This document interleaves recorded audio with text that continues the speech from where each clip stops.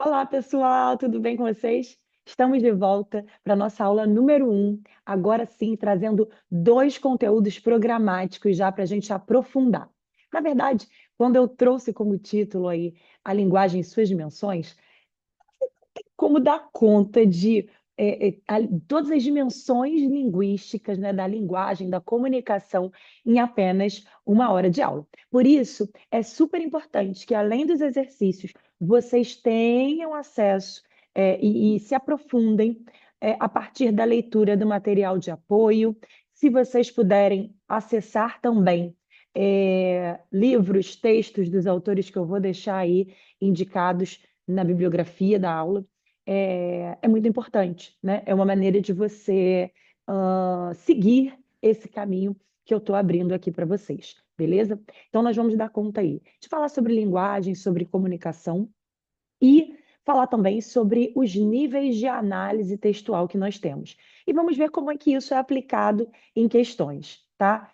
Gente, eu não sei como é que tá o barulho aí para vocês. Eu estou aqui com fone. Tem uma cachorrada latindo aqui. Eu já estou num horário que não deveria ter mais barulho, mas a gente sabe que com os animaizinhos a gente não consegue ter esse controle, né? Então, vamos seguir o baile. Se ficar muito ruim para a audição de vocês, se atrapalhar realmente aí o conteúdo, vocês sinalizem que a gente grava uma outra aula. Tudo bem? Mas eu acho que deve dar. Eles devem parar de latir em breve. Eles estão latindo e param. Vamos lá? Vou compartilhar aqui a tela com vocês para a gente já dar início ao nosso conteúdo. Bom, isso para cá. Vamos lá. Bom, como vocês podem ver aí nessa apresentação, quando a gente fala de linguagem e suas dimensões, trazendo um nome mais culto, né? Seria um estudo semiótico da linguagem. A gente vai ouvir muito falar, até nas questões aí, semiose, semiótico, né? E para tentar facilitar a vida de vocês, quando a gente fala análise semiótica, ela é bem abrangente mesmo. Quando a gente pensa em todos os artifícios, todas as técnicas de comunicação, toda a arte, toda a criatividade que nós, seres humanos, no caso, os brasileiros, já que a gente está falando de língua portuguesa, especificamente trazendo para o português mais usado aqui no Brasil, toda a criatividade que nós temos para nos comunicar. E, gente, cá entre nós, brasileiro tem uma criatividade danada para comunicação, para criar palavras, para criar significados novos para palavras que já existem, né? E o que a gente vai ver hoje é até que ponto a gente pode interferir naquela palavra, mudando, alterando o significado dela. Até que ponto, né, que partes da palavra a gente não vai poder alterar. Aquilo ali já está fechado, faz parte de uma técnica que comunica, que dá a base da nossa língua. E em que partes a gente pode mexer? Então, quando a gente fala de semiótica, são todos os recursos de criatividade usados. Viu como não dá conta de falar em uma hora só? Eu vou tentar, e aí vou tentar abrir esse portal para vocês, tá bem? Bom, para começar, a gente vai trazer alguns conceitos básicos mesmo. Por exemplo, o que vocês entendem como um texto, né? O que seria um texto para vocês? Texto tem que ser aquele conjuntinho de palavras, de frases, de parágrafo. Pode ser uma poesia, conjunto de palavras reunidas em frases dentro de uma estrofe. Mas e se não tiver palavra? E se esse texto for uma imagem, é considerado texto? E se essa imagem comunicar alguma coisa, será que ela vai ser considerada texto? Bom, para isso, eu trouxe aqui um conceito bem básico, bem objetivo.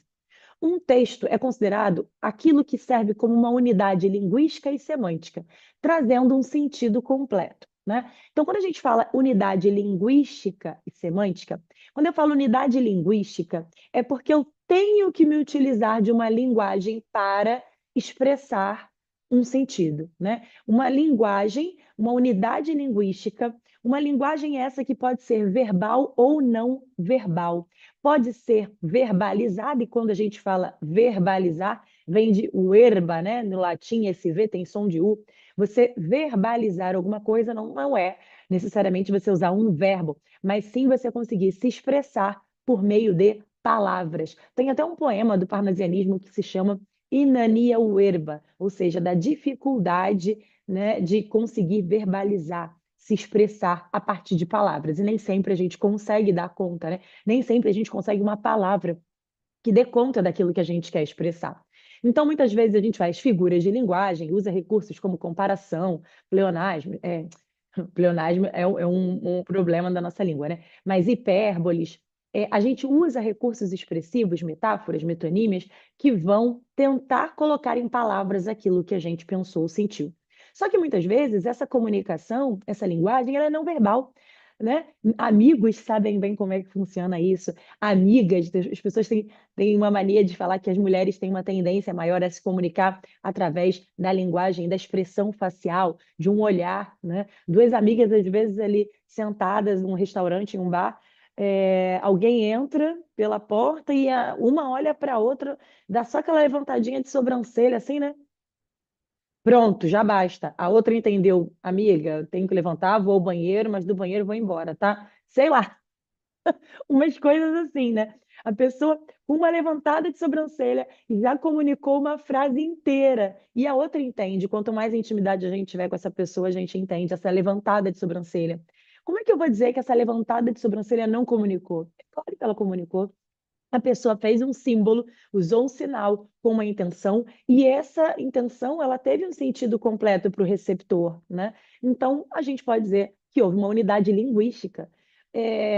O símbolo do joinha que eu comentei com vocês, que vai depender do contexto, né? Dependendo do contexto, isso aqui a pessoa entende como joinha, como valeu, legal. Dependendo do contexto, a pessoa lá no contexto de mergulho, né? Que eu falei semana passada, ela vai entender como se isso aqui fosse para subir, né, no contexto de mergulho. Então, essa unidade linguística ela pode ser verbal ou não verbal. E semântica, gente, essa palavra vai ser bastante usada também. Uma unidade linguística e semântica. Semântica é cada sinal desse, cada símbolo é dotado de um sentido, de um significado. Uma palavra é dotada de um sentido, de um significado, de acordo com o contexto em que ela esteja inserida. Então, a semântica seria o sentido e o significado, tá? Vamos lá. Aí, eu coloquei para vocês em azul os tipos de texto que vão existir, né? Que tipos de textos são esses que vão existir? Se a gente tiver a linguagem a partir da palavra, né? Palavra seja essa falada ou escrita, mas você verbalizou em palavras, a gente fala que esse texto é verbal. Se a gente não utilizar palavras, se for só o gestual ou só a imagem, né? A publicidade usa bastante imagem, mas nem sempre é só a imagem. As placas de trânsito normalmente são só imagem, por isso a gente chama de não verbal, e o texto híbrido mistura essas duas linguagens, a palavra e a imagem, né? Um outdoor precisa ser com uma linguagem muito objetiva, então muitas vezes ele é só imagem, ou tem até umas palavras ali, mas são palavras com uma letra grande, bem objetivas, precisas, e o que importa mais, né, no caso de um outdoor é a imagem, já que a pessoa vai passar no carro ali em alta velocidade, ela tem que olhar aquilo rapidamente, ou ela parou no sinal, naquele tempinho do sinal, ela tem que entender a mensagem e querer comprar determinado produto ou se conscientizar sobre algum assunto. Então, a gente tem esses três tipos de texto: verbal, não verbal e híbrido. Eu queria parar com você um pouquinho aqui para a gente analisar o texto verbal, que é o mais complexo, aparentemente. Eu vou botar aqui entre muitas aspas que o texto verbal é mais complexo, tá? Porque eu acho que às vezes vocês, quer dizer, eu acho não, é uma tendência mesmo de erro, é, dos alunos errarem, dos concurseiros ali errarem as questões com linguagem não verbal, ou seja, com imagem, porque vocês vão ali numa interpretação muito rasa da imagem. E eu vou explicar mais ou menos que essa imagem ela precisa ser lida, tão lida quanto o texto verbal. Bom, num texto verbal, o INEP, aliás, vocês deveriam fazer isso sempre, né? Mas o INEP vai ser bem interessante a gente conseguir resolver questões levando em conta esses dados, essas informações que eu estou colocando aí para vocês. Muitas vezes vocês conseguem resolver a questão sem no Enem, né, no caso, na nossa prova do PND, não. Mas no Enem, por exemplo, vou dar um exemplo, né?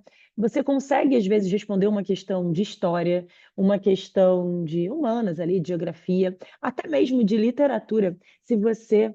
E de linguagem. Se você apenas lê, por exemplo,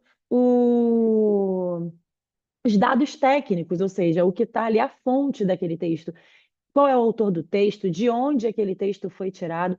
Muitas vezes está ali escrito, por exemplo, numa prova de história, num texto de história, falando uma imagem e está lá explicando a imagem na fonte. Soldados, Segunda Guerra Mundial, e a resposta é alguma coisa relacionada à guerra, Segunda Guerra, né, o contexto histórico ali da guerra. Então, é importante a gente levar em consideração que tudo faz parte do texto.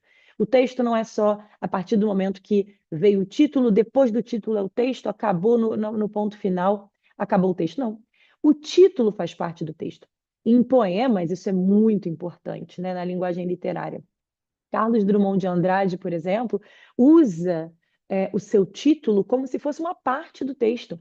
O título para Drummond é quase um verso. No Barroco, aqueles títulos meio que explicam o texto inteiro, porque muitos daqueles títulos do Barroco nem foram dados pelos autores, né, pelo Gregório de Matos, foram dados depois, atribuídos por professores, por estudiosos da literatura, né? Então, eles dão ali meio que um resumo do que está dizendo no texto inteiro.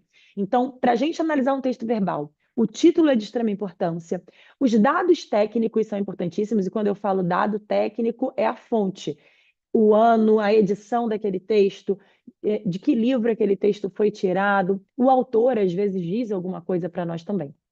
E, por último, a gente vai na estrutura morfossintática, que é começar a ler de fato aquele texto e analisar as relações linguísticas, uso de adjetivos neutros, adjetivos emotivos, se é um texto descritivo, se a partir daquele uso de muitos adjetivos, é, verbos de ligação, a gente tem um texto mais descritivo. Ah, não, é um verbo de ação, tem narrador contando uma história, uma narrativa ficcional. Então, a gente vai para essa estrutura morfossintática depois que a gente analisar esses outros tópicos, tá?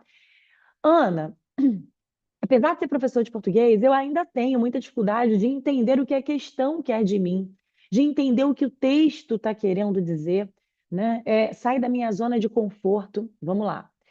Quais são as técnicas, né? O que que a gente tem que entender sobre a interpretação de texto?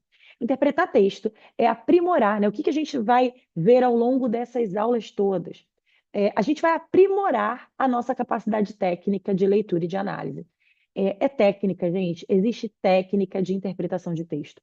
E pelo enunciado da questão, o INEP traz muito isso para a gente, pelo enunciado da questão, pelo tipo ali de opção, porque no caso do ENAD, a gente tem normalmente afirmativa 1, afirmativa 2, afirmativa 3, e a gente tem que dizer quais que estão corretas, né? A maioria das questões acaba sendo assim.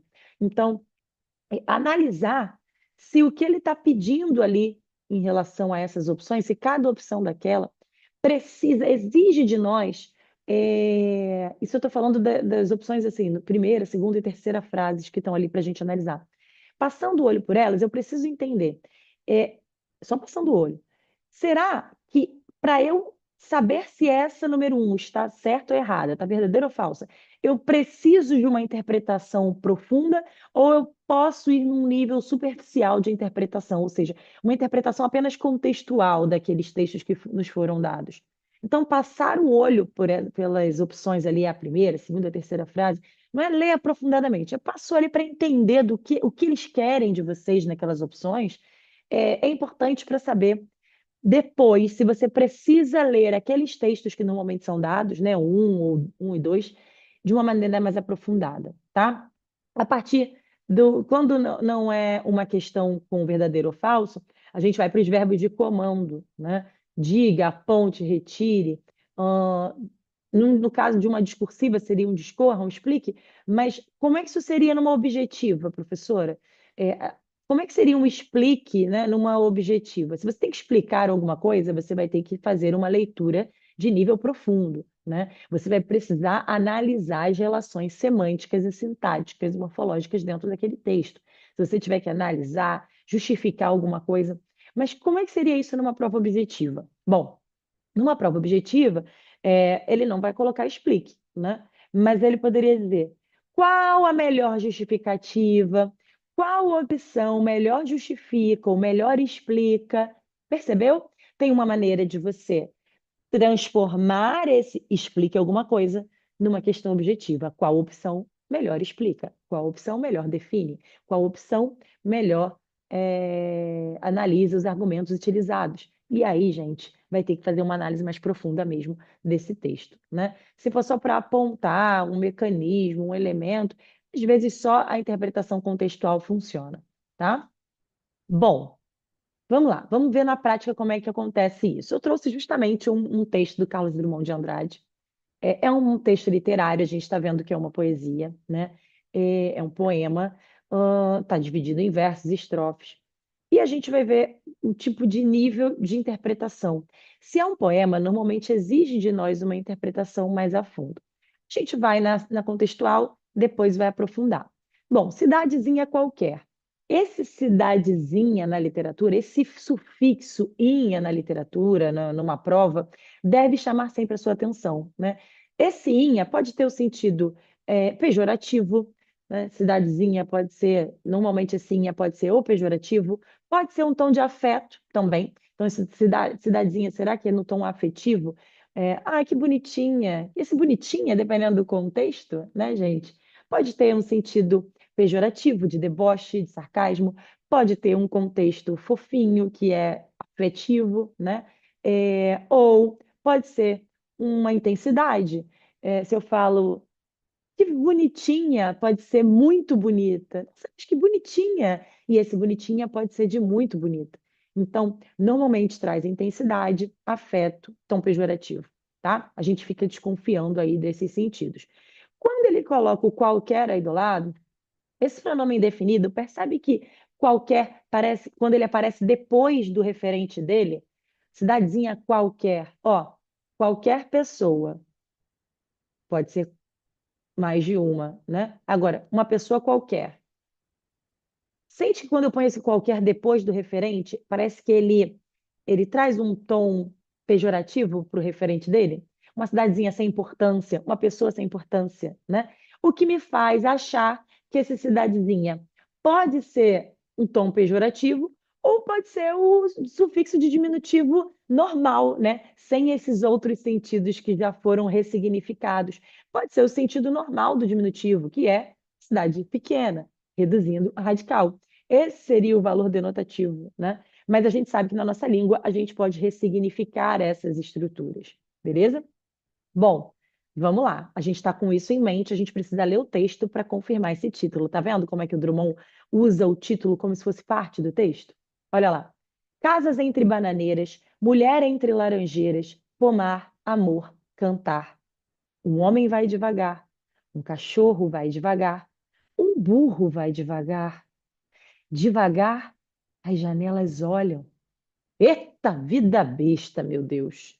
Gente, ele traz um contexto, um cenário das casas entre as bananeiras, as mulheres entre as laranjeiras, o pomar, o amor, o cantar, que fazem parte de um contexto, normalmente, de cidade de interior, né? Árvores frutíferas, pomar, pessoas cantando, muito amor, normalmente trazendo esse cenário de cidade pequena, tá? Então, é cidadezinha como uma cidade pequena, né? Não tem vírgula, claro, é um efeito é um recurso expressivo, como se isso tudo tivesse junto e misturado ali nessa cidade. As pessoas amam, cantam, cantam e amam esse lugar. E aí ele mantém um paralelismo na estrutura sintática da segunda estrofe, percebe? Um não sei o quê, vai devagar. Um tchururu, vai devagar. Um tchuriri, vai devagar. Ele mantém a estrutura sintática como um recurso expressivo também para reforçar que tudo vai devagar, né? O homem, o cachorro, o burro, tudo vai devagar, todos vão devagar. E ele reforça e enfatiza a lentidão desse lugar. Ele ainda repete a palavra devagar na sequência e inverte, quebra o paralelismo, mas ele repete a palavra devagar, reforçando que é tudo muito lento. As janelas olham, não tem como a gente denotativamente essas janelas olharem, né? As pessoas que estão lá debruçadas a essa janela é que estão olhando, trazendo uma metonímia, né? Um recurso expressivo também da linguagem literária. Não são as janelas que estão olhando, e sim as pessoas que estavam ali. E tudo lento, tudo devagar. Quando ele usa o último verso para falar, eita vida besta, meu Deus, ou seja, ele está trazendo ali uma lamúria, né? Uma lamentação, uma reclamação quanto a essa cidade, essa vida besta, essa vida chata, essa vida boba. Ele está reclamando dessa monotonia da cidade, né? Ou seja, essa cidadezinha pode ser sim uma cidade pequena, e ele também pode estar reforçando ali a cidade qualquer, que é essa cidade sem importância, essa cidade em que nada acontece. Beleza? Viu como a gente vai numa interpretação mais profunda? Numa interpretação rasa, a gente falaria: olha, ele está trazendo um contexto de um lugar e reclamando desse lugar. Ele reclama desse lugar. Isso é uma interpretação rasa. A profunda, a gente falou sobre os recursos expressivos, a gente percebeu o paralelismo, a gente percebeu a ausência de vírgula, a gente percebeu a metonímia, a gente percebeu a inversão da ordem ali, né? A repetição da palavra devagar, que é um verbo, o que que ele está reforçando? Isso já seria uma interpretação de nível profundo. Enquanto a gente só falar que ele está criticando a vida do interior, seria uma interpretação rasa. Tranquilo? Ou superficial, né, no caso. Bom, imagem, gente. Quando a gente trabalha com imagem ou texto híbrido, né? Que aí nesse caso a gente tem um texto híbrido na esquerda, e à esquerda de vocês é uma charge, à direita de vocês é uma publicidade de uma marca super famosa, né? De uma marca que tem um peso na mídia, na publicidade. Que seria esse suco aí era um braço da marca Coca-Cola, né? A gente precisa ler as imagens. E ler imagem, bonitos, ler imagem significa a gente, na hora da prova, puxar a setinha e dizer o que aquela imagem, o que aquele símbolo representa. Tudo é um símbolo. Por que que eu, Ana, acho mais difícil interpretar a imagem? Porque tudo é um sinal, tudo é um símbolo significativo. Né? O INEP vai trazer, às vezes, ali aquela linguagem do significante e do significado. Cada símbolo é um significante. Vamos olhar a charge aqui da esquerda? Vamos olhar a charge, se foi uma questão de prova. No caso, uma prova de vestibular, eles pegaram essa charge. Achei muito boa para a gente trabalhar agora aqui, porque ela traz um nível aprofundado de interpretação. Ó, tudo é símbolo, gente. E eu começo, como é que eu, Ana, indico a vocês? Que vocês comecem pela imagem, pela leitura da imagem. Evita ler o texto verbal por enquanto. Tentem só na imagem e ver o que ela representa. E ver depois se o texto verbal está batendo, está condizendo com o texto não verbal. Porque pode acontecer da questão querer que você perceba que há um contraste entre o verbal e o não verbal, que é como se houvesse uma quebra de expectativa entre o que está escrito e o que está sendo visto. E quando você lê primeiro para depois ver a imagem, muitas vezes você enxerga na imagem aquilo que você leu. Então você leu, aí você meio que já descobriu, aí você já enxerga só aquilo que você leu. Quando a gente olha a imagem primeiro, a gente pensa em várias possibilidades. Depois a gente lê o texto verbal e vê se bate com aquilo que você viu na imagem ou se está quebrando a expectativa. Entendeu? Por que que é importante ler primeiro a imagem? Então eu vou ler essa imagem aqui desse carinha. Nós temos um carinha, né? Que aparentemente não está muito feliz com aquilo que ele está vendo, percebe? Ele está meio curvado, olha a postura dele. A boca também caída me faz perceber, não é um achismo, não são vozes da minha cabeça. A boquinha caída, a sobrancelha levantada, ele está meio corcunda, ele não está muito feliz com aquilo que ele está apontando. Ele está apontando, trazendo uma causa. A mão não necessariamente me diz se ele está feliz ou não, mas a mão é o mecanismo coesivo entre o estado emocional dele ali e aquilo que causou esse estado, a causa para esse estado, certo? E os recursos não verbais me fizeram inferir que ele não está feliz, ele está meio ranzinza, não está muito feliz com aquilo que ele está vendo. Olhei para aquilo que ele está vendo, é um quadro, né? Percebam que tem aqui como se fosse uma luminária, como se fosse um quadro e uma descrição, como se ele tivesse ali num contexto de uma vernissagem, de uma exposição. Porque ainda que alguém tenha uma obra de arte na sua própria casa e coloque uma luminária, normalmente a pessoa não põe uma descrição abaixo desse quadro. Se tem uma descrição abaixo, é mais um contexto de museu, de exposição, alguma coisa assim. E esse quadro que ele está olhando, eu estou percebendo, não é um quadro mimético, né? Não é um quadro que tenta imitar a realidade, uma cena, uma pessoa, algo que retenha que tente retratar um, um- algo que seja visível e reconhecido, certo? Não, é uma pintura, uma tinta jogada e parece que tem um buraco no meio, está furado, né? Quando eu olho a descrição, vamos para a linguagem verbal agora. Peça orçamentária realista. É uma peça orçamentária realista. Realista, a princípio, você poderia pensar em realista de realismo, será? Mas quando eu olho para essa obra de arte, isso não é uma arte realista, né? A arte realista ainda era mimética, ainda tentava imitar a realidade, os cenários, as pessoas, representar pessoas, cenários, cenas. E isso aí está mais de uma modernidade para cá, né? De vanguardas, modernidade para cá. Então, acho que esse realista não é de realismo, arte. Deve ser realista de realidade, beleza? Concorda comigo? Olha lá o que está dizendo o texto verbal na fala desse carinha. A arte moderna é um saco. Pintam um quadro com um rombo no meio e acham uma obra-prima.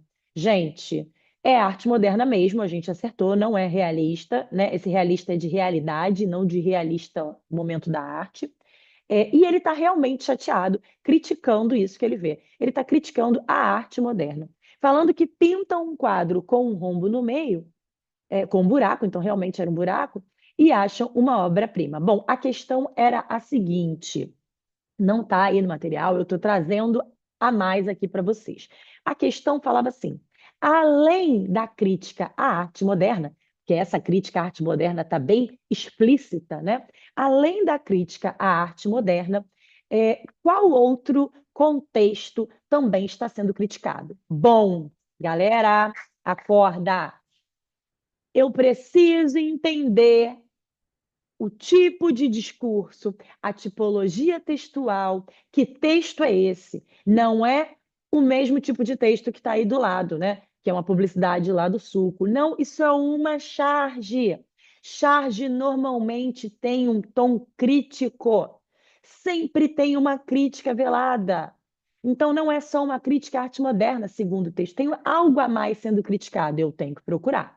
Lá na descrição da peça, né, da obra, está falando que é uma peça orçamentária. Isso me deixou encucada, me encucou a princípio. Por quê? Se é uma peça orçamentária, a palavra orçamento, ela está num outro contexto que não é normalmente o contexto de obra de arte, concorda? Hum. Qual é o contexto normalmente que a gente usa a palavra orçamento, você sabe? Pois é, esses textos, charge, publicidade, vão achar que você precisa de informações. Na verdade, a gente vai ver que, teoricamente, nós precisamos de informações extratextuais para interpretar aquele texto. Não é só reconhecer os códigos linguísticos aí verbais, tá? Orçamentária faz parte do contexto de orçamento. Orçamento é contexto econômico, financeiro. Qual é o orçamento? Qual é a verba, né? Quanto que nós temos? Então, ele está falando que, na verdade, esse quadro, essa pintura, é uma obra orçamentária realista, ou seja, é o orçamento da nossa realidade, é a nossa realidade financeira. E qual é a realidade financeira? Um quadro com um buraco no meio, com um rombo no meio? Opa, opa, opa. Outro conhecimento extratextual que você deveria ter aí. Difícil, né? Pois é. Interpretação de texto profunda, não basta saber ler. Não basta saber ler. Sabe o que você deveria ter de conhecimento? Que existe uma expressão popular. Você tinha que saber a expressão popular. Você deveria saber que existe uma expressão popular relacionada ao contexto de finanças, que é dizer que há um rombo no orçamento. Rombo, o quadro, um buraco, no orçamento. O que significa a expressão ter um rombo no orçamento? Significa que há um déficit no dinheiro.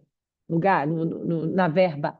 Então, ai, nossa, teve um rombo no meu orçamento, está faltando dinheiro lá, está um buraco lá, está faltando dinheiro. Então, o que que ele está criticando? Lá nas opções, falava sobre uma crítica à estética. A estética modernista já está sendo criticada, então não era essa a outra.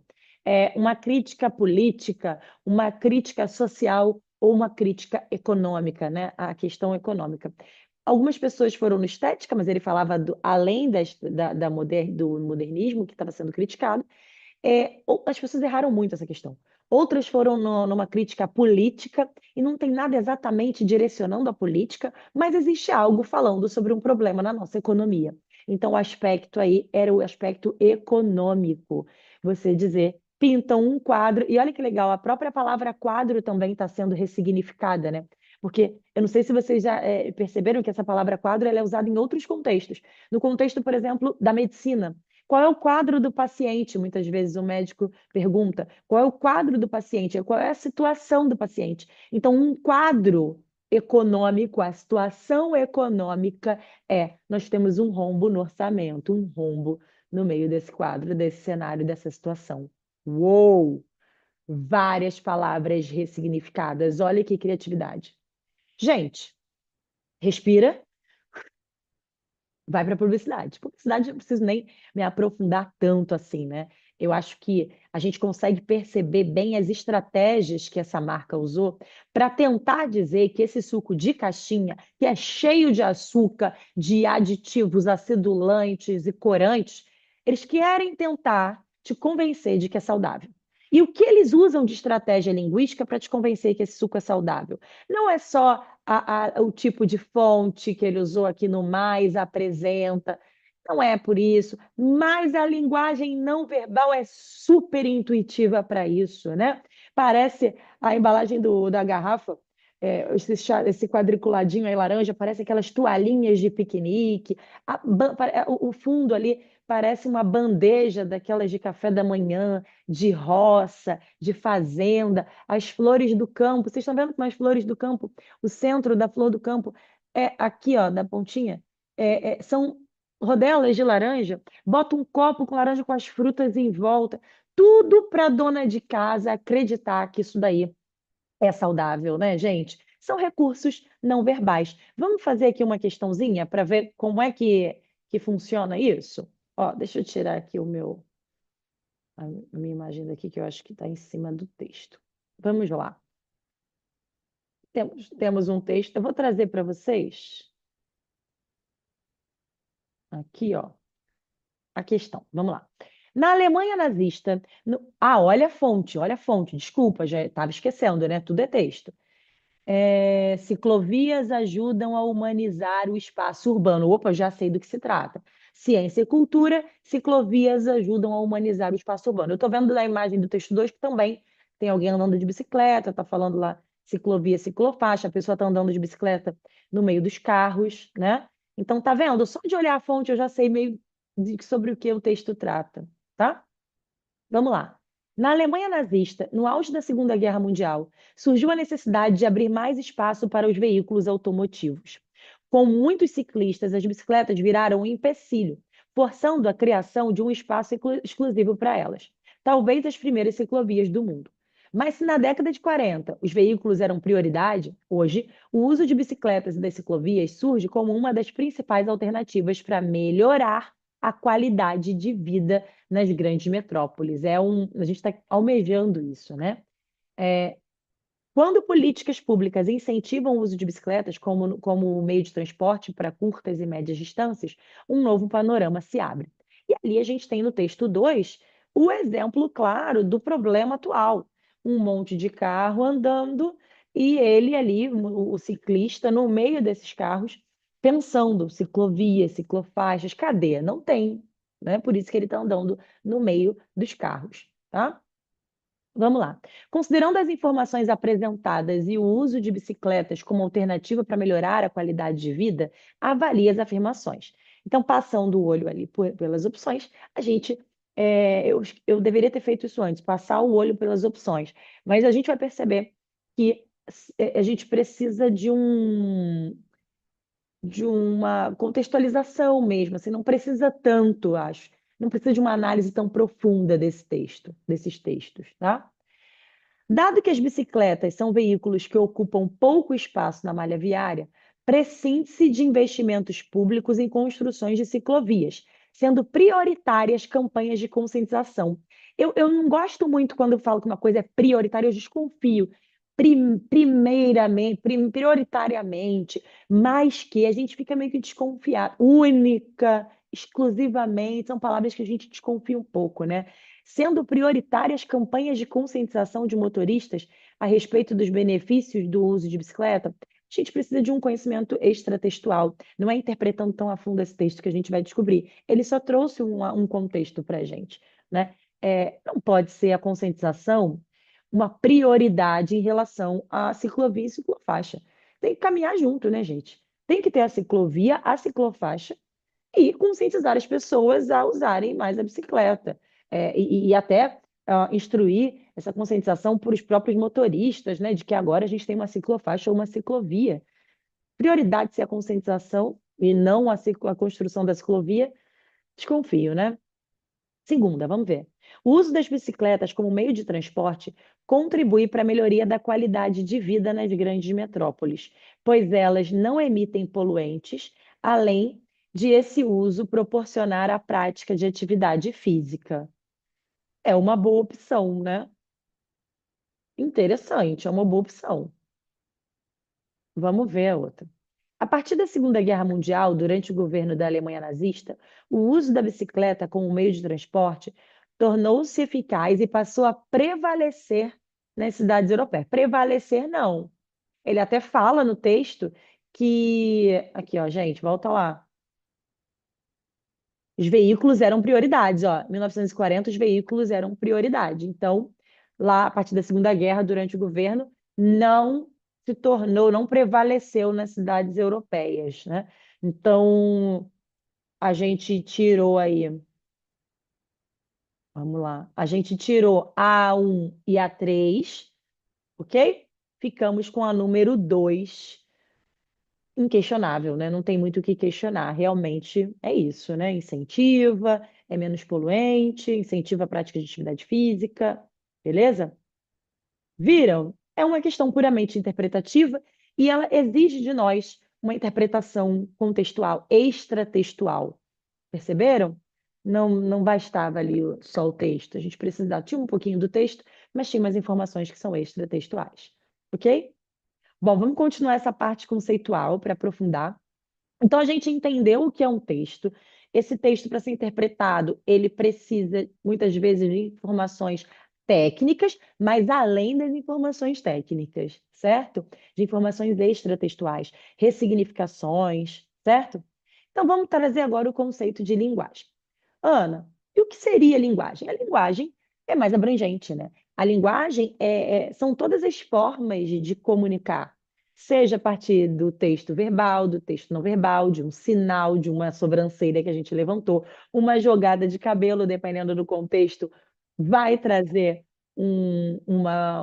vai comunicar, vai trazer uma mensagem, né? Então, toda forma de expressão que visa a nossa comunicação, a gente vai chamar de linguagem. Importantíssimo a gente entender que na linguística não há erro na expressão do conteúdo. A linguagem, né? A pessoa falou nós vai, a gente vamos, falou Flamengo, ela se comunicou. Houve a comunicação? Então, a gente tem uma linguagem e a comunicação se deu de forma plena. É, Dependendo da situação comunicativa, da tipologia textual, que é uma outra aula que a gente vai ter mais à frente, a gente vai adequar a nossa linguagem ao contexto de uso. Professora, como assim? Eu tenho que falar errado, né? Eu tenho que falar de acordo com, fora da norma padrão para me adaptar ao contexto? Não, gente. Não é isso. Por exemplo, na literatura, muitas vezes o narrador, o autor, né, um Guimarães Rosa, por exemplo, que sabe muito do norma culta, usar a norma culta, vai colocar ali um personagem, uma personagem que comete desvios de regra. Então, você vai ver desvios de regra dentro de um texto literário de um autor super consagrado. Mas por que que ele põe esse desvio de regra naquela personagem? Para manter a verossimilhança no contexto em que essa personagem está inserida. Às vezes é uma personagem que não teve um nível de escolaridade avançado, ela está num contexto social que às vezes as pessoas se comunicam daquela maneira, então, para manter a verossimilhança, o autor usa aquela personagem, ele tem essa licença para isso, né? Nós vamos entender que muitas vezes esse desvio de regra, ele vai trazer informações riquíssimas e importantíssimas sobre os aspectos culturais e sociais. Então, a gente vai analisar essa comunicação e vai estudar o que ela representa e o que ela significa. Tá? Por isso que eu coloquei para vocês, a linguagem é uma ferramenta para comunicação, portanto, ela é adaptável ao contexto. Às vezes, o desvio de regra é justamente para se aproximar do leitor. Quando eu falo desvio de regra, gente, não vamos aqui achar, não vamos aqui achar que, não, porque a gente é professor, a gente fala tudo certinho. Será? Será que de vez em quando você não diz que vai assistir o jogo ou assistir o filme? Isso já é cometer um desvio de regra, porque o assistir no sentido de ver é assistir a alguma coisa, assistir ao jogo, assistir ao filme. Será que quando você fala que vai ao banheiro, você fala de fato, vou ao banheiro? Será que você não diz eu vou no banheiro? Também está cometendo desvio de regra. Então, às vezes, a gente fica num pedantismo, né, achando que desvio de regra é só aquilo que talvez doa, né, que soe mais errado, mas existem vários erros que muitas vezes no dia a dia a gente acaba cometendo, mas quando a gente vai escrever um texto que exige uma norma culta, exige essa preocupação maior, a gente sabe as regras e vai acertar ali, certo? Trouxe para vocês casos de músicas. Olha só, eu trouxe 4 exemplos de músicas em que as pessoas fazem essa ressignificação da linguagem que eu comentei na questão anterior, né? Djavan é um clássico, o rei dessas ressignificações. As pessoas vivem perguntando para ele o que ele quis dizer com letra. Tem até um vídeo que rola na internet aí, ele tentando explicar, ele explicando, né, o que seria, o que significa a música Açaí Guardião. E aí ele fala da região norte, que a principal fonte, né, da economia da região norte é o açaí, por isso que ele é o guardião. Mas as pessoas muitas vezes não entendem o que ele está querendo dizer, né? Esse aí. E foi assim que eu vi nosso amor na poeira, poeira, louco na beleza fria de Maria. E o meu jardim da vida ressecou ou morreu, do pé que brotou Maria, nem Margarida nasceu. O que que ele está querendo dizer com isso, né? O que é brotar? O que significa brotar? É dar frutos, é algo surgir a partir daquilo. O meu jardim da vida ressecou, morreu, ou seja, nada deu, nada se construiu a partir daquilo. O nosso amor virar poeira, o nosso amor sumiu, o nosso amor não frutificou, ele se perdeu no ar, né? Cássia Eller, na verdade, essa música acho que nem é da Cássia Eller, mas ficou muito conhecida na voz dela. Mudaram as estações, nada mudou. Ué, se nada mudou, como é que eu digo que mudaram as estações? Percebe? Se nada mudou. E ela fala, mudaram as estações do ano? Isso é normal, né? Outono, inverno, primavera, verão, nada mudou. As coisas estão acontecendo naturalmente. Mas eu sei que alguma coisa aconteceu. Tá tudo assim tão diferente, né? Alguma coisa mudou ali na relação. O Cazuza também, a nossa música nunca mais tocou, e o que que isso significa, né? Que aquele relacionamento acabou, que aquele relacionamento não existe mais. É nessa música, inclusive, que tem um ótimo, que é E só eu que podia, dentro da tua orelha fria, dizer segredos de liquidificador. O que ele está querendo dizer com segredos de liquidificador, né? Ó, e o Emicida, que é contemporâneo, maravilhoso. Ouçam Emicida, leiam Emicida, ouçam podcast de Emicida. Eu sonho mais alto que drones. O que ele está querendo dizer com isso? O combustível do meu tipo é a fome. Ele está falando de racismo, ele está falando de preconceito social, racial. Então, a fome, a miséria, a necessidade é que abastece, que me dá sonho, é que me dá força para sonhar. É o combustível que eu preciso, a necessidade me faz arregaçar como um ciclone, passar destruindo, movimentando tudo como um ciclone, né? E não é destruindo, mas movimentando tudo. É nessa música que ele pega um trechinho do, acho que é do Belchior, né? Tenho sangrado demais, tenho chorado pra cachorro. Ano passado eu morri, mas esse ano eu não morro. Bom, gente, essas ressignificações elas vão continuar acontecendo o tempo inteiro, porque a nossa língua, ela é uma língua viva, é diferente do latim, que não existe mais um lugar que fale latim. O que eu estudei na faculdade, latim permanece, porque foram as partes estruturais apenas. Agora, uma língua viva, ela está em constante transformação, uma língua usada não só no Brasil, mas em tantos outros lugares. A gente vai falar quando falar sobre a origem da língua, tá? Vamos lá.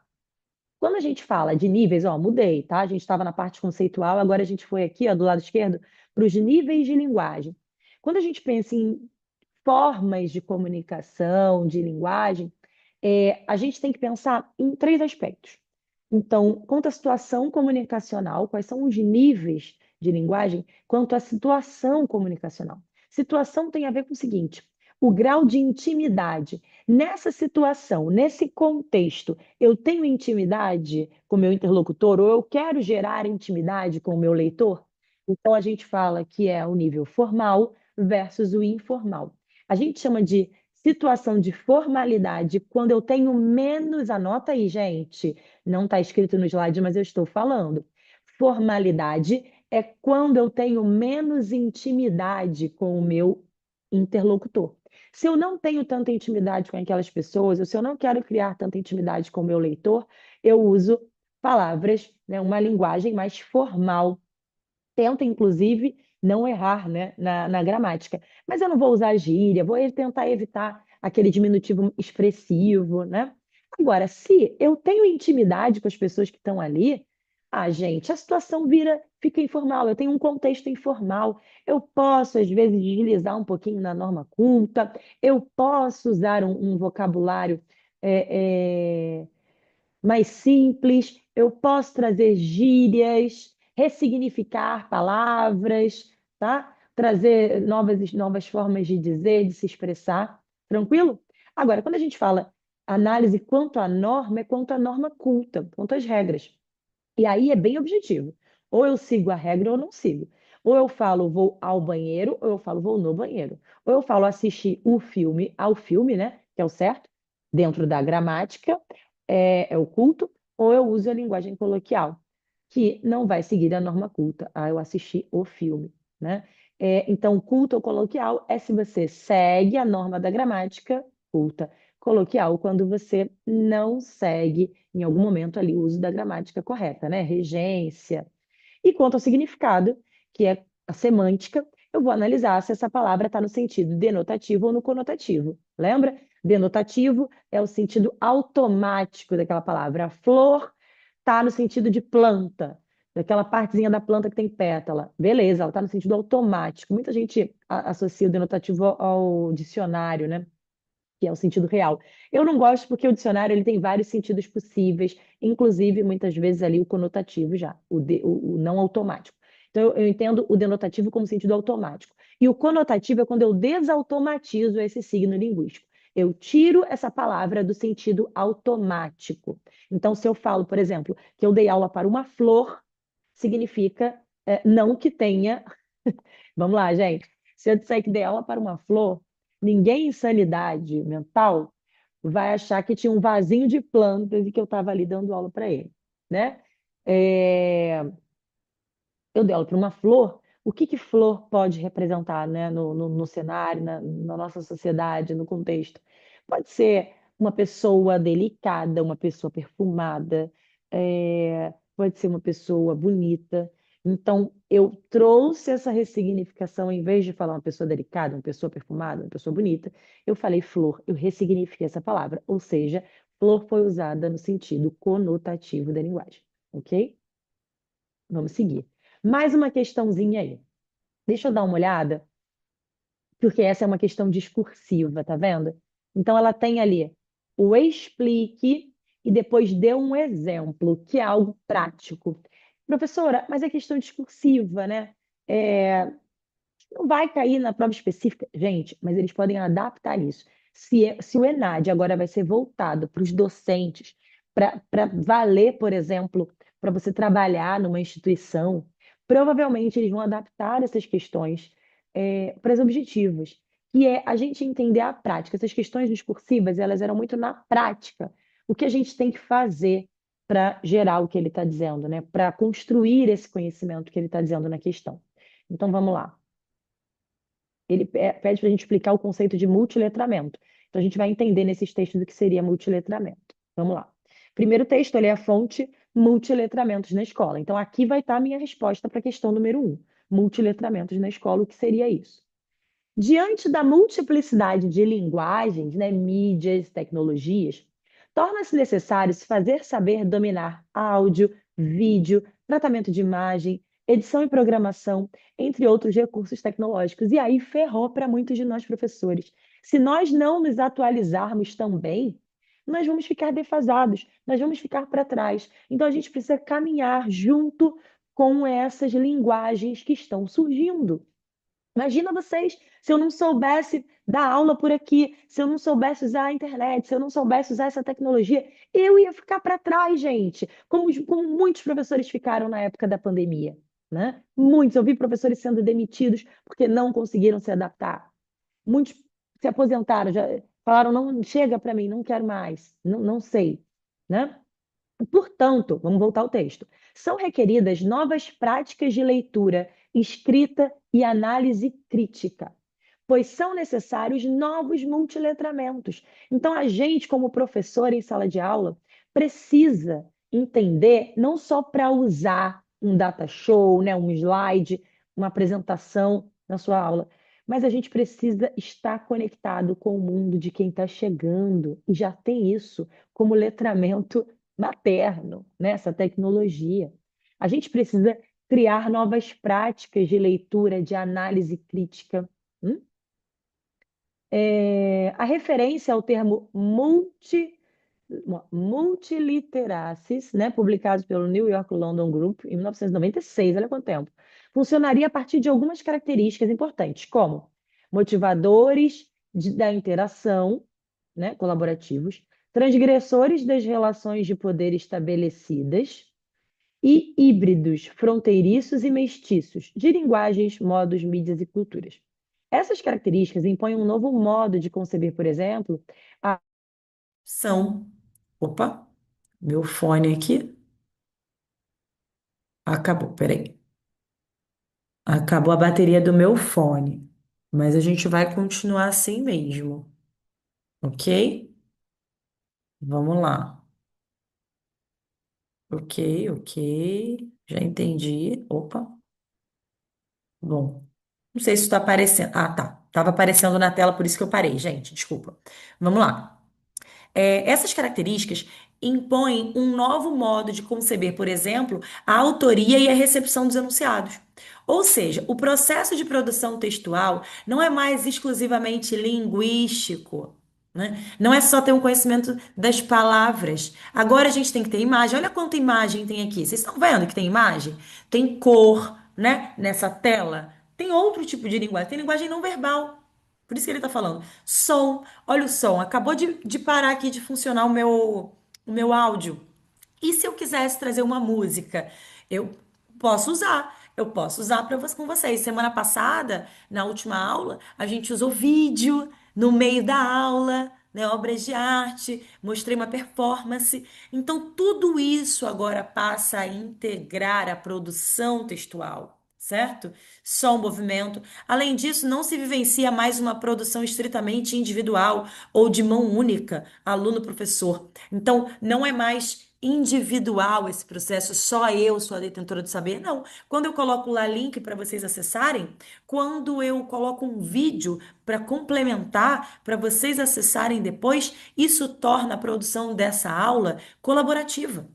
mais de um sujeito contribui para a produção e retextualização. Portanto, esses objetos discursivos, polifônicos, hipermodos, hiperformas, desafiam a se repensar concepções enunciativas de produção e de leitura de enunciados.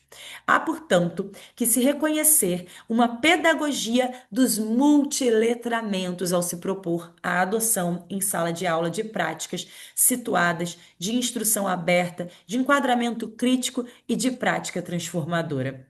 Levar isso tudo para a sala de aula. Né? A proposta didática, sustentada em critérios de análise crítica, é de grande interesse imediato e condiz com os princípios de pluralidade cultural e de diversidade de linguagens envolvidas no conceito de multiletramentos. É muito importante, gente, que a gente se utilize muitas vezes de publicações, postagens de redes sociais. Ah, professora, mas não tem como a gente levar, por exemplo, o celular para a sala de aula, né? E aliás, isso foi um avanço, né? Quem está dando aula aí sabe que os lugares que proibiram o uso de celular nas escolas avançaram muito. Há uma perda ou outra ali nesse multiletramento, mas a gente pode fazer isso de outras formas. Usar essa tecnologia, eu como professor em sala de aula, eu acesso e mostro, eu acesso e trago, mas eles usando, realmente estava bem complicado a gente ter esse controle, principalmente com as turmas lotadas do jeito que estão, né? Vamos lá. Texto 2, tá lá, ó, Base Nacional Comum, ou seja, BNCC. As práticas de linguagem contemporâneas não só envolvem novos gêneros e textos cada vez mais multissemióticos, olha a palavra semiótica aí de novo, né? Multitécnicos, com várias técnicas diferentes, e multimediáticos, várias mídias. Então a gente tem hoje podcast, os Reels, é, o YouTube, muitas pessoas estudando por esses lugares, como também novas formas de produzir, de configurar, de disponibilizar, de replicar e de interagir. As novas ferramentas de edição de textos, né, de áudios, de fotos, de vídeos, é o que o INEP, nas suas competências, chama de TICs, né, as tecnologias de informação e da comunicação. Vocês vão ver essa palavrinha aí, TIC, em várias questões. Ah, as novas ferramentas de edição de textos, áudios, fotos, vídeos tornam acessíveis a qualquer um a produção e a disponibilização de textos multissemióticos nas redes sociais e outros ambientes na web, né? Começou ali com blogs, com os textos, os vídeos do YouTube. Não só é possível acessar conteúdos variados em diferentes mídias, que têm uma linguagem própria, né? Você tem uma linguagem própria do Reels, a linguagem própria dos memes, de quem constrói meme, uma linguagem própria de um vídeo no YouTube. São linguagens diferentes, comunicações diferentes. É, Tum, tum, tum. Não só é possível acessar conteúdos variados em diferentes mídias, como também produzir e publicar fotos, vídeos diversos, podcasts, infográficos, enciclopédias colaborativas, né, como a Wikipedia, revistas e livros digitais. O jornalismo foi todo para o digital agora. Depois de ler um livro de literatura, e até o livro de literatura agora está no Kindle, né? É, as pessoas leem, né? Não mais a obra física, mais digitalizada. Assistir a um filme, pode-se postar comentários em redes sociais específicas, seguir diretores, seguir autores, escritores, acompanhar de perto seu trabalho. Podemos produzir playlists, vlogs, vídeos, minutos, escrever fanfics, produzir designs, booktuber. Você sabe o que significa isso, professor? Precisa saber para fazer a prova do INEP, ok? Precisa estar antenado com as tecnologias de informação e comunicação, dentre outras muitas possibilidades. Em tese, a web é democrática e é isso que agrada a educação, a tecnologia, a educação através da tecnologia, porque ela é democrática, todos podem acessá-la e alimentá-la. Entre aspas, vamos problematizar isso numa aula de redação em outro momento. Será que todos podem acessá-la mesmo? Enfim, quem tem acesso. Mas a rede social, a maioria tem, né? Ahn, e alimentá-la continuamente. Mas se esse espaço é livre e bastante familiar para crianças, adolescentes e jovens de hoje, por que a escola teria que, de alguma forma, considerá-lo? Por que que a escola tem que dar conta disso? Se já todo mundo acessa. Nós temos um problema hoje, turma, que é o seguinte: nós estamos digitalizando a população antes de alfabetizá-la. Então, nós temos um número enorme de analfabetos funcionais, a pessoa decodifica o código, mas não consegue interpretar e dar funcionalidade ao que lê, a esse código, né? Só que essa pessoa tem acesso à internet. Então a gente precisa alfabetizar, e dessa maneira que a gente está dizendo aí, de uma forma a partir da semiótica, de contextualizar, de dar não só os aparatos técnicos, mas multidisciplinares, culturais. E a gente precisa ajudar essa pessoa a se digitalizar também. Logo, nós, educadores, precisamos também nos educar digitalmente, certo? Considerando os textos 1 e 2, faça o que se pode aí nos itens a seguir. Explique o conceito de multiletramento a partir das abordagens dos textos 1 e 2. O multiletramento é a gente conseguir fazer isso que eu falei, alfabetizar, né? A gente conseguir é, levar aos nossos alunos as diversas formas de comunicação e as diversas técnicas para cada um desses meios comunicativos, né? Meios midiáticos, desses textos contemporâneos. Então, a gente precisa letrar nas múltiplas, nas diversas, né, linguagens, ou nos diversos meios de comunicação existentes e que estão se formando a cada dia, principalmente a partir da tecnologia sendo usada nessa comunicação, né? E como a gente pode, nesse novo contexto de múltiplas linguagens, trabalhar em salas de aula, nas aulas de leitura, trazer podcasts. Mas não pode usar o celular. A gente coloca, a gente expõe essa linguagem.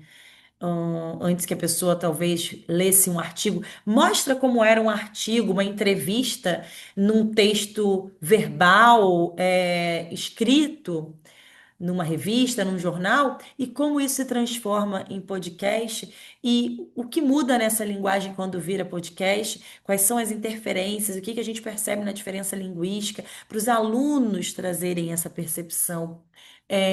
E o que talvez, né, seja uma visão crítica sobre essa mudança, o que era melhor, o que era pior, o que melhorou, o que piorou, né? Então a gente pode trazer isso mesmo sem o uso do celular. A gente pode dar print e trazer impresso para eles ou apresentar num data show, apresentar num slide.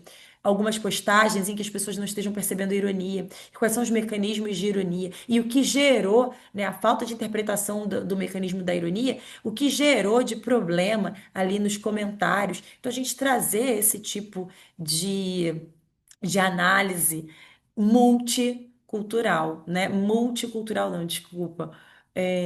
Multimediática, beleza? Eu vou trazer aqui para vocês entenderem, ó, para não ficar perdido. Lá no último slide, eu coloquei gabarito. Na verdade, deixa eu voltar, senão vocês vão ver o gabarito das outras questões. Depois eu volto lá. Mas eu coloquei o gabarito, e aí vocês vão ver que lá no gabarito que eu usei, está falando sobre o uso de celular. Então é só vocês não levarem em consideração, né, que eu estou falando de uso de celular. Ai, deixa eu voltar para cá. Dei mole, que senão vocês iam ver até o gabarito das outras questões, não queria. É, Vão adaptar para isso que eu comentei aqui agora, tá bom? Mais uma questãozinha envolvendo esse tema. O componente língua portuguesa da BNCC assume a centralidade do texto como unidade de trabalho e as perspectivas enunciativo-discursivas na abordagem. Então vamos lá. Componente língua portuguesa da BNCC assume a centralidade do texto, o texto sendo uma unidade de trabalho, e as perspectivas do enunciado, do discurso, da abordagem, de forma a sempre relacionar os textos a seus contextos de produção e o desenvolvimento de habilidades ao uso significativo da linguagem em atividades de leitura, escuta e produção de texto. Bom, para a gente, o que que ele está querendo dizer aí? Para você interpretar o texto, você precisa entender o contexto de produção. Você precisa perceber essas habilidades, os recursos linguísticos que foram usados, é, e trazer isso para uma atividade de leitura. O que que houve de recurso fonético ali, né? De onde foi tirado esse texto? Que tipologia textual é essa? várias mídias. Que mídia foi tirada? Que semiose é essa? Que técnica, que criatividade técnica foi essa usada? Beleza? Ok? Vamos lá. Com base nesse trecho, assinale a opção correta. Letra A. Por dar centralidade ao texto como uma unidade de trabalho, os conhecimentos sobre os gêneros discursivos, gêneros textuais, ocupam um lugar tangencial no ensino da língua portuguesa na BNCC. O que seria um lugar tangencial, né? Tá ali tangenciando, encostando, mas não entra, não adentra. Só é importante a gente tangenciar o aspecto do gênero textual. Galera, o gênero eu não gostei muito, porque assim, vou explicar. Porque o gênero textual é imprescindível entender que tipo de texto é isso. É uma receita? Isso é uma publicidade? Isso é uma narrativa? Isso é um texto. Que tipo de texto? É injuntivo, né? De receita, de comando? Que gênero discursivo é esse? Descrição, narração, argumentação, um texto argumentativo para convencer alguém de alguma coisa? E a partir daí, a gente vai usar os mecanismos linguísticos a favor do objetivo dessa tipologia textual, sacou? Então, esse lugar tangencial eu achei muito raso. Segurou, vamos na letra B. A leitura no contexto da BNCC é tomada em um sentido mais amplo, dizendo respeito não somente ao texto escrito. Então, para eu ler e interpretar esse texto, não diz respeito apenas ao que está escrito, mas também às imagens estáticas ou em movimento. Que é imagem estática ou movimento? Ressignificação de uma palavra, o que essa imagem o que essa palavra representa, o que ela não representa. É, ao som, então questão de produção de som, acompanha e co-significa em muitos que acompanha e co-significa, né? Coexiste o significado em muitos gêneros digitais. Eu gostei dessa, gente, porque essa tem uma questão que fala mais amplo. Então, a leitura exige um sentido mais amplo, não só ao que está escrito, mas imagem, som, o tipo de gênero digital. Eu gostei, ela tá melhor que a letra A, tá vendo? Ela tá mais abrangente em relação a tudo que a gente precisa para interpretar bem um texto. Lembra lá do meu primeiro slide, né? Depois, estudos de natureza teórica e metalinguística, então teoria, sobre língua, sobre literatura, sobre norma padrão, norma culta e outras variedades da língua, são tomados como um fim em si mesmo na BNCC, de modo que permitam aos estudantes ampliarem suas capacidades de uso da linguagem, leitura e produção. Então, estudar teoria, estudar norma padrão, ela tem um fim em si mesmo, segundo a BNCC. Eu estudo a norma padrão para usar a norma padrão. Eu estudo a norma padrão, a técnica, a teoria, para o próprio fim dele, da teoria dela, né? Seria quase o conceito de arte pela arte lá do parnasianismo. Eu estudo e uso os mecanismos artísticos só para mostrar que eu sei usar os mecanismos artísticos e que eu estou fazendo arte. Ou seja, eu não faço arte por um cunho social, eu não faço arte para fazer uma denúncia, para gerar uma reflexão. Não. Eu faço o meu poema, esse era o lema do parnasianismo, apenas para o próprio fim da poesia, apenas para mostrar que eu sei usar a linguagem poética, ou seja, a arte pela arte, para o próprio fim. Então, falar aí que o estudo de natureza teórica e da norma padrão, ele é para o próprio fim, eu tenho o fim em si mesmo, só para mostrar que eu sei usar, não faz muito sentido, né? Pela BNCC, a gente entende que o estudo da teoria, da técnica, da norma é para a gente conseguir gerar um efeito social, para a gente usar para o fim social, para o fim crítico, para o fim expressivo. Seria isso, né? Eu uso para gerar aquele fim, aquele efeito, aquele objetivo. Uso essa técnica para gerar o objetivo que normalmente é social e cultural, né? Não para o próprio fim, o fim em si mesmo. Então, realmente, letra C não. Letra D. As práticas de análise linguística, semiótica, técnica, que envolvem análise textual, gramatical, lexical, ou seja, de vocabulário, significado daquela palavra, fonológica, que é o som, e a materialidade, né, das outras semioses técnicas, devem ser desenvolvidas em sala de aula, posteriormente ao eixo de leitura e escuta e produção oral e escrita. Não, gente, calma aí. Analisar a técnica, a gramática, a fonologia, deve vir depois que a gente aprendeu e lidou com leitura em sala de aula e multissemiótica. Não. Acaba com isso de achar que primeiro você ensina a regra e depois você ensina a leitura. Ou primeiro você ensina a leitura e depois você vem com a regra. Elas devem caminhar juntas.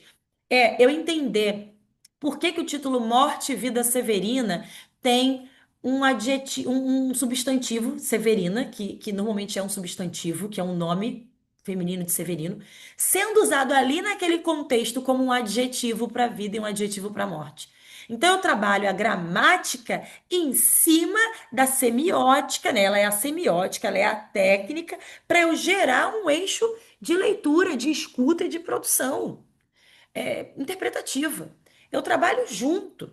Eu vou dar a gramática em cima da interpretação, da análise cultural, crítica, literária, né? Ou de produção de um texto de uma mídia digital. A gramática ela tem que estar sendo aplicada ali. Ela não pode ficar desconectada, gente.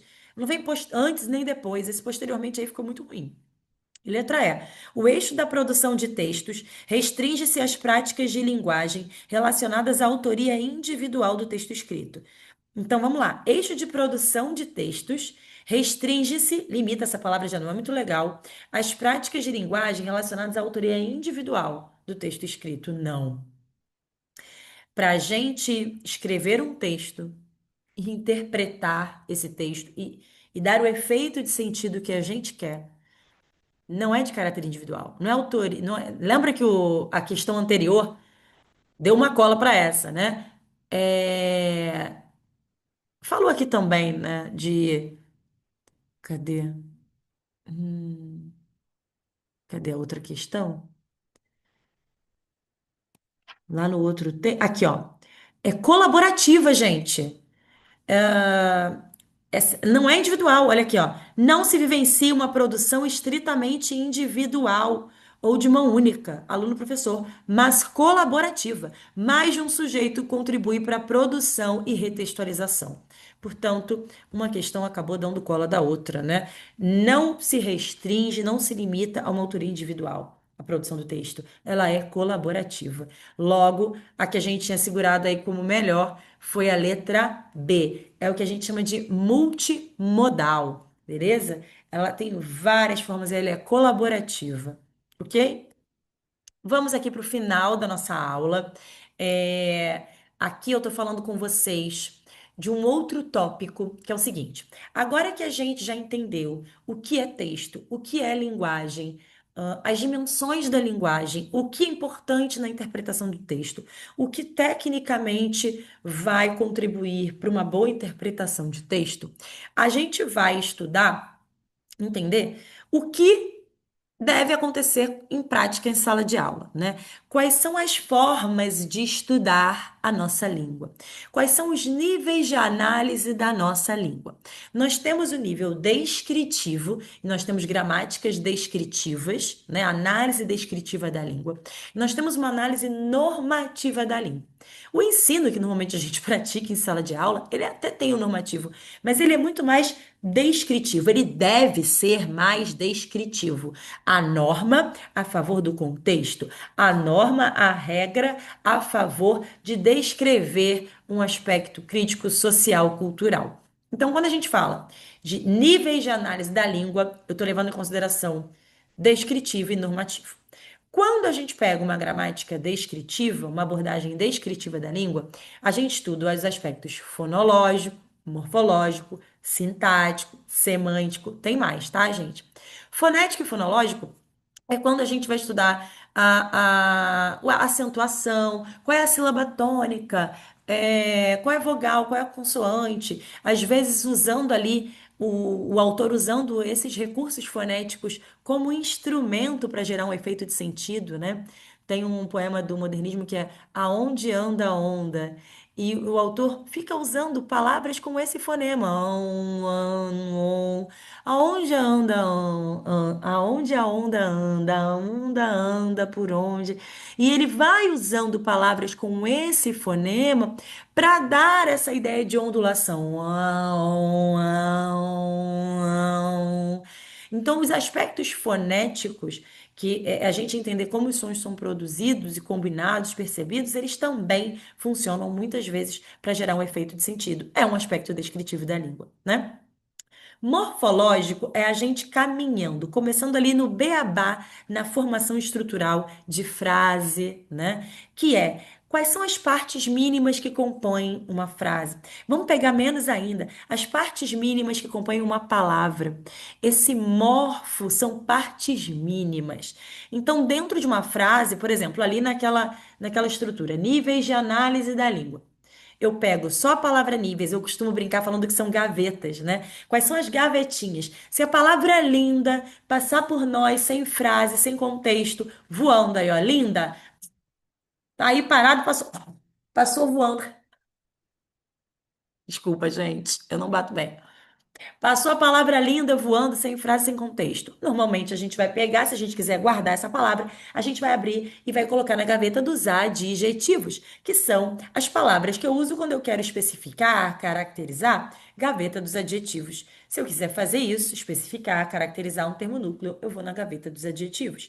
E se eu quiser nomear alguma coisa? Eu vou na gaveta do substantivo. E se eu quiser indicar uma ação, eu vou à gaveta dos verbos. Então, quando a gente fala morfologia, é não só essas partes mínimas que compõem a frase, né, preposição, artigo, numeral, as classes gramaticais, mas também as partes mínimas que compõem a estrutura da palavra, a construção da palavra. Muitas vezes a gente não sabe aquela palavra daquele texto, mas a gente, a partir dos morfemas, né, dessas estruturas radical, desinências, vogais temáticas, a gente reconhece ali a palavra ou o que ela possa significar, né? Prefixo, sufixo, ok? Sintaxe, gente, deixa eu tirar aqui a minha carinha aqui desse cantinho e jogar para cima. A sintaxe já é algo mais elaborado, ou seja, você está indo para o nível 2 do negócio, né, do game, que é, agora que eu já reconheço o que cabe a cada gaveta, eu vou acessar essas gavetas e vou juntar essas palavras para criar o efeito de sentido que eu quero. Então, a aula de análise sintática normalmente é uma aula de puxar setinha para lá, para cá, né? Estuda, analisa a estrutura das frases, frase com outra frase, um período, uma oração com outra oração, um período, um parágrafo, uma estrofe, a relação de um parágrafo com o outro, certo? Então a gente vai falar sobre a organização dos elementos nas orações, as funções de cada elemento ali. Então, por exemplo, um substantivo pode ser sujeito, pode ser objeto. Um adjetivo pode estar no lugar de adjunto, de predicativo. Pode ser um adjetivo que tem um verbo lá dentro, um pouquinho maior, e a gente vai chamar de oração adjetiva, né? Então, isso tudo está no nível sintático, mais elaborado, por isso que eu coloquei o cérebrozinho ali. Semântico, como a gente já falou, estuda o significado, o sentido que a palavra adquire naquele contexto. O que que é aquela frase? Lembra a questão lá que a gente fez da charge da arte moderna? Nossa, aquilo ali mexia no significado de frase, significado de palavras, trazendo sentidos literais e também sentidos figurados. Polissemia de palavras, né? Palavras com mais de um sentido, sinônimos, trazendo ambiguidade às vezes no discurso. Então, aquilo que a gente fez num nível profundo lá na questão da charge da arte moderna, estava trabalhando bastante a semântica, né? Vamos lá. Deixa eu voltar aqui. Pragmático, ainda no descritivo, quando a gente fala do pragmático, é o contexto, que a gente está falando o tempo todo, né? O semântico, ele está totalmente ligado ao pragmático, que é a intenção, que tipo de texto é, e aí a gente fala até do discursivo textual. Eu acho que o pragmático e o discursivo textual, eles vão interferir diretamente no semântico. Que intenção era essa? qual era o contexto, em que situação a pessoa estava dizendo aquilo. Então, pergunta indireta, pergunta direta, o contexto situacional é uma situação de formalidade e informalidade. E o nível textual, que tipo de texto é esse? Quais são os mecanismos que a gente vai usar para progredir esse texto numa redação? Os operadores argumentativos, saber se é carta, se é notícia, eh, os multimodais, né, os multimodos, os multicanais que a gente tem para levar essa comunicação.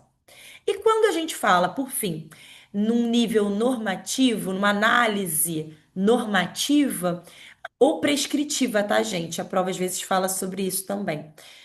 Normativo ou prescritivo, que são muitos contextos sinônimos aqui para a gente fazer essa prova, normalmente sim, são as regras, ou seja, quando eu tenho um O na palavra menino. Esse O do final, ele é uma vogal temática, ele não é uma desinência de gênero. Ele só vai ser desinência de gênero quando for feminino. Aquele O é vogal temática, aquele A é desinência de gênero. Em casa, né, em menina, o A é desinência de gênero. Na palavra casa, casa, casinha, casebre, o A final é uma vogal temática. Ela não marca gênero. Casa não é o feminino de caso, né? Então aquilo ali é uma vogal temática. Eu não po- es- Essa estrutura, ela não é contextual, percebe?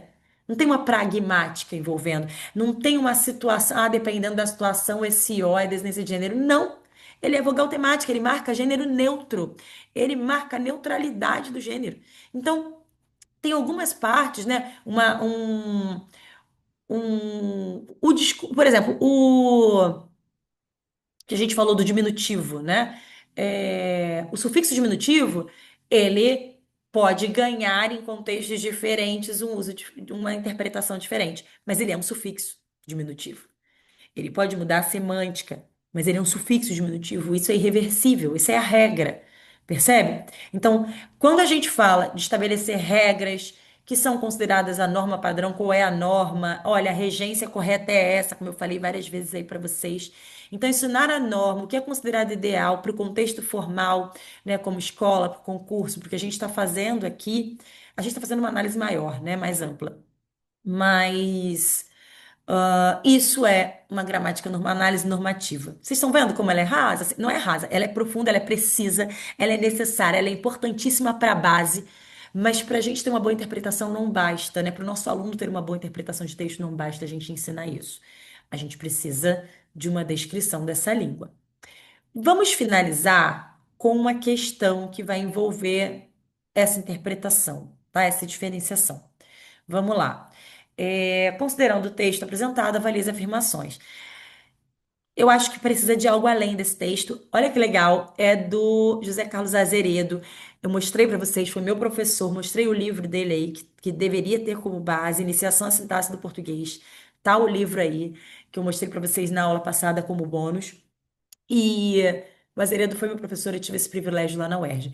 Vamos dar uma olhadinha no que ele está dizendo?